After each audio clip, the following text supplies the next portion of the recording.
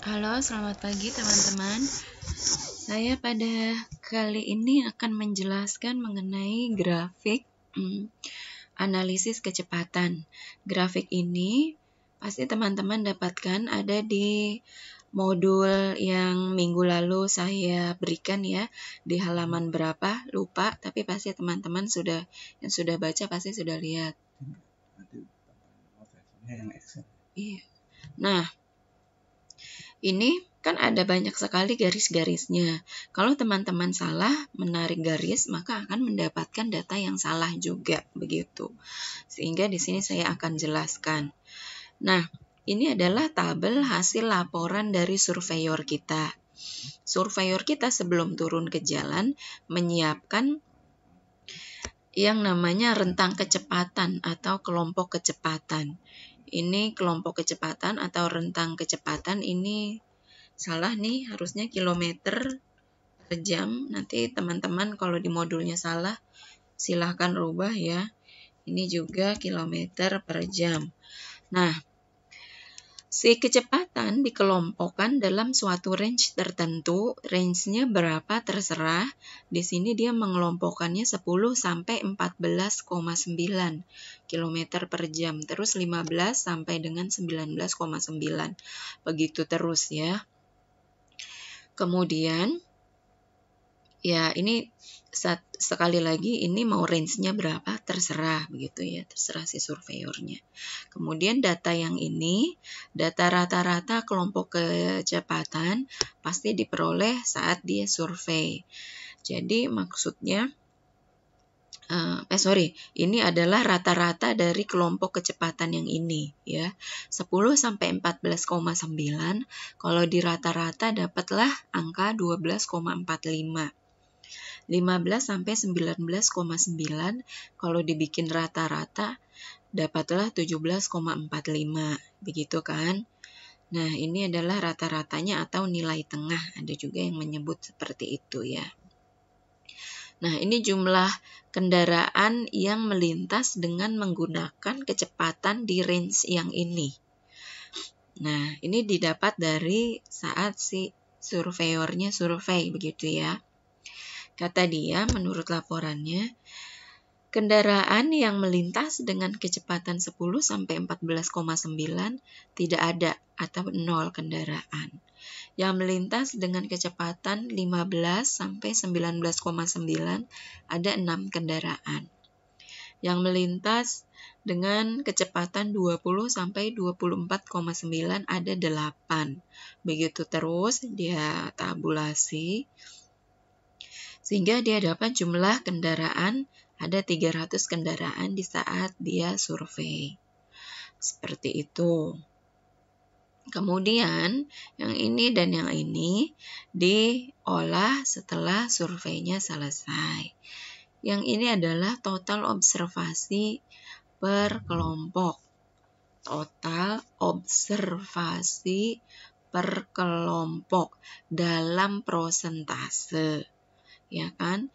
Ini pada intinya adalah ini yang ada di kolom jumlah kendaraan per kelompok mau dibikin persen begitu dalam prosentase, sehingga ini gampang saja data yang ada di sini dibagi total dikali 100 begitu terus ya kan. Ini juga 6 dibagi total dibuat persen kali 100 begitu ya. Nah, ini pun ini dibagi ini dikali 100 begitu terus. Terakhir di total harus dapat kurang lebih 100 atau mendekati 100 begitu. Nah, itu baru benar. Kemudian selanjutnya adalah kumulatif total observasi atau kumulatif persentase begitu ya. Ini adalah karena angka pertama 0, maka di sini 0. Kemudian selanjutnya 0 ditambah 2, dapatlah 2. Kalau sudah dapat 2 ditambah 2,67 dapat yang ini. Kemudian 4,67 ditambah 9,67 dapat 14,33. 14,33 ditambah 20 dapat 34. 34 ditambah 21 dapat 55. Begitu terus. Di sini di kolom terakhir harus dapat 100 atau hampir mendekati 100. Misalnya 99,99 atau 99,98. Begitu. Kalau sudah, selanjutnya teman-teman bikin lengkung yang pertama. Lengkung yang pertama adalah lengkung distribusi frekuensi. Ya. Lengkung yang pertama ini terbuat dari total observasi per kelompok dengan si kecepatannya. Lengkung yang pertama. Ya. Nah, ini terbuat dari total observasi per kelompok dan kecepatan. Kemudian nanti teman-teman bikin lagi yang kedua. Ini adalah kumulatif total observasi. Kumulatif total observasi itu yang ini dengan kecepatannya. Nanti dapat bentuk yang ini dan bentuk yang ini. Gitu kan.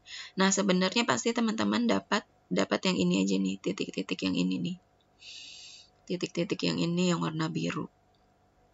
Ya, ini titik-titiknya. Nah, adapun garis ini adalah ini saya bikin dengan penambahan regresi. Tapi kalau tidak pasti teman-teman dapatnya cuman titik-titik ini yang bisa dihubungkan sendiri. Kalau lagi ujian ngerjainnya kan manual. Teman-teman boleh hubungkan sendiri dengan garis yang smooth gitu ya. Jangan pakai penggaris. Nah, kalau sudah dapat, kemudian teman-teman perhatikan di grafik yang kedua. Kita tentukan titik 98-nya di mana. P98 di mana, kemudian sama P50, ini titik pentingnya ya, P50, kemudian P15, sama P85 dulu. Oke, tentukan dulu pertama P98, P85, P50, sama P15. Ya, kasih tanda. Kalau sudah, langkah selanjutnya adalah dari titik P85, teman-teman tarik garis yang lurus dari titik P85 ya. Tarik garis yang lurus sampai dia mentoknya di mana? Di grafik yang ini. Ya, sampai dia mentoknya di mana? Di grafik yang di atas. Nah, ya, ini kan mentoknya di sini ya. Maka saya hentikan sampai di sini karena saya tarik garis lurus mentok di sini. Ya, masuk. Nah, kalau sudah mentok di sini, teman-teman tarik garis ke kiri. Tarik garis ke kiri sampai mentok di bahu sebelah kirinya. Sebut saja ini bahu sebelah kanan, ini bahu sebelah kiri. Oke, sekali lagi. Tarik garis lurus dari titik P85. Ini kan titik P85 di sini ya. Tarik ke atas sampai mentok di bahu kanan. Kemudian tarik garis lurus sampai mentok di bahu kiri. Nah, mentok di bahu kirinya kan di sini. Oke. Dari bahu kiri, tarik lagi garis lurus sampai mentok di bawah lagi. Nah, ini ada kurang pas nih. Ya, kita sesuaikan. Tarik garis lurus sampai nanti teman-teman mentok di sini. Nih, jadi tarik garis lurus sampai mentok di sebut saja kurva S-nya ini ya. Nah, mentoknya di mana nih? Gitu.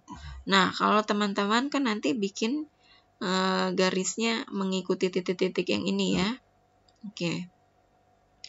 Nah, pada kasus saya sampai di sini nih dia mentoknya. Nih. Oke. Sampai mentok di garis hitam kurva S. Kalau sudah, tarik garis lurus ke sebelah kiri. Nah, oke. Tarik garis lurus ke sebelah kiri. Nah, Sehingga dari P85 ke sini, tadi garis yang sudah ditarik, ini adalah prosentase kendaraan dalam keadaan aman. Nah, teman-teman hitung deh. 85 sampai, ini kasusnya sampai 35 ya. 85 sampai 35, maka ada berapa persen kendaraan dalam keadaan aman? Ada berapa persen? Ada 50% ya. Oke, maka ini nanti disesuaikan, ini adalah 50%. Begitu. Oke. Nah, sehingga satu kali lagi takut bingung ya. Kan teman-teman punya grafik ini dan ini. Nah, kedua grafik ini harus terintegrasi. Hal pertama, tentukan titik P98 di mana titik P98-nya, titik P85 dan median titik P50 dan titik P15. Kalau sudah, hal kedua adalah dari titik P85 yang mana ini titik P85, tarik garis lurus ke atas sampai mentok di kurva yang di atas, yang sini nih. Sebut saja ini bahu kanannya. Dari bahu kanan ini sudah mentok, tarik garis ke kiri sampai mentok di bahu kiri. Kalau sudah, kembali tarik garis lurus ke bawah sampai kita mentok lagi di kurva S-nya. Harus garis lurus. Kalau sudah mentok lagi di kurva S-nya, tarik garis ke kiri sampai kita ketemu angkanya. Di sini angkanya 35%. Nah, kemudian dari P85 sampai di sini, sampai tadi 35%, ini adalah prosentase kendaraan dalam keadaan aman. Berarti pada kasus ini ada 50% kendaraan dalam keadaan aman. Artinya ada 50% kendaraan yang melaju dengan kecepatan yang aman, begitu. Sehingga kalau pada ujian ditanya ada berapa persen, yang ditanya adalah persennya, kendaraan yang melaju dengan keadaan aman, maka jawabannya 50%. Ya, 50%, begitu. Oke. Nah, kemudian ini kan ada atribut-atributnya. Kalau yang ditanya berapa kecepatannya kendaraan yang masuk kategori dia melaju dengan kecepatan yang aman, maka teman-teman lihatnya dari sini. Nah, bahu kanan dan bahu kiri ya, ini adalah kecepatan yang aman untuk melaju di jalan kita yang ini. Nah, kalau kita lihat bahu kanan dan bahu kiri kecepatannya adalah sekitar 35 km per jam sampai dengan 48 km per jam. Ya, jadi kalau ditanya kecepatannya untuk melaju dengan aman pada jalan yang ini adalah dengan kecepatan 35 sampai 48 km per jam. Mungkin ini di jalan-jalan lingkungan begitu ya, studi kasusnya. Nah, kalau ditanya berapa sih kecepatan mediannya atau kecepatan rata-rata yang dipilih orang-orang untuk melaju di jalanan ini kita tinggal lihat saja di P50. Ya, P50 adalah 38 km per jam. Oke. Nah, sehingga kalau ditanya P85 itu apa sih? P85 itu apa? Ini adalah titik batas atas orang melaju dengan aman. Titik batas atasnya ya. Berapa kecepatannya? Ini 48. Sekitar 48 km per jam. Adalah batas atas kecepatan aman.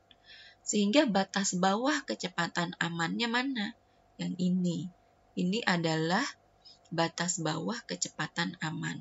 Ini ada di P berapa sih? Nah, ini nanti teman-teman kasih atribut. Ini di P berapa nih ya? Titik yang ini nih ya. Titik persinggungan garis yang ini nih, garis biru dengan si kurva kita. Oke, ini P berapa? Lalu ini kecepatannya berapa? Oke, nah ini bisa dilihat ini P berapa sih? Nah, ini P35. Ya, ini adalah P35. Titik yang ini loh ya. Ini tuh setiap P-nya adalah titik di sini nih. Nah, ini P85, ini titik yang ini. Dilihatnya 85-nya angkanya di sebelah sini. 98 lihatnya di sebelah sini. Ditarik, oh ini P98-nya. Kalau mau lihat kecepatannya tarik ke bawah gitu ya. Oke, ini P35 kita di sini kan. Kalau mau lihat kecepatannya tarik ke bawah.